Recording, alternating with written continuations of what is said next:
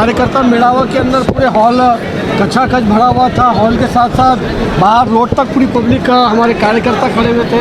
और ख़ास बात तो ये है कि आज के इस कार्यकर्ता मेड़ावा के अंदर हमारे पूरे ज़िले से पूरी हमारी कार्यकारिणी यहाँ पर मौजूद थी। हर तालुके के और जो जिम्मेदार है, जो हमारा संगठन है, वो पूरा संगठन आज इस हॉल के अंदर मौजूद है।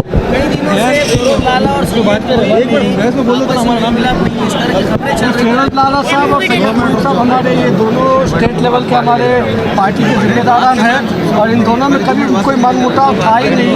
दोनों हमेशा से पार्टी के लिए साथ में मिलकर कोशिशें करते रहे हैं, मेहनतें करते रहे हैं।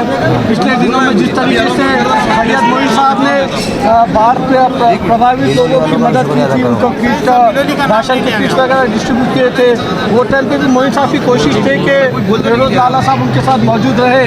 मगर क्योंकि फेरोज लाला साहब को टाइफाइड हुआ था, तबीयत ठीक नहीं थी, इसलिए फेरोज लाला साहब उन मुकामात के ऊपर मोइन साहब के साथ नहीं जा सके। मगर अल्हम्दुलिल्लाह दोनों हमारे सीनियर लीडर आज पार्टी के लिए कोशिशें कर रहे हैं और साथ में मिलकर नांदेड़ के लिए जस्तुजू कर रहे हैं, मेहनत कर रहे हैं। पूरी ताकत से लड़ेंगे साहब, लोकल बॉडीज़ के भी लड़ेंगे, जिला परिषद के भी लड़ेंगे, पंचायत समिति के इंशाल्लाह तमाम इलेक्शन लड़े जाएंगे। बहुत जल्द महाराष्ट्र के हमारे सदर सैयद इम्तियाज़ जलील साहब भी नांदेड़ के अंदर तशरीफ़ लाएंगे और मैं समझता हूँ कि नवंबर के सेकेंड वीक में बैरिस्टर असदुद्दीन ओवैसी साहब भी नांदेड़ की तरफ आने वाले हैं। नांदेड़ को लेकर क्योंकि पिछले 2 साल से इम्तियाज़ जलील साहब ने भी टाइम नहीं दिया और पिछले 4 साल से असद अली साहब की चर्चा नहीं। ऐसा नहीं है, नाराज़ कोई नहीं है साहब। बड़ा स्टेट है अपना और यहाँ पे स्टेट के 2 बड़े जिम्मेदार ऑलरेडी मौजूद है, तो इसलिए ये था कि भाई ये दोनों संभालेंगे अच्छे से और दोनों मिलकर संभाल भी रहे हैं, दोनों मिलकर साथ में काम भी कर रहे हैं।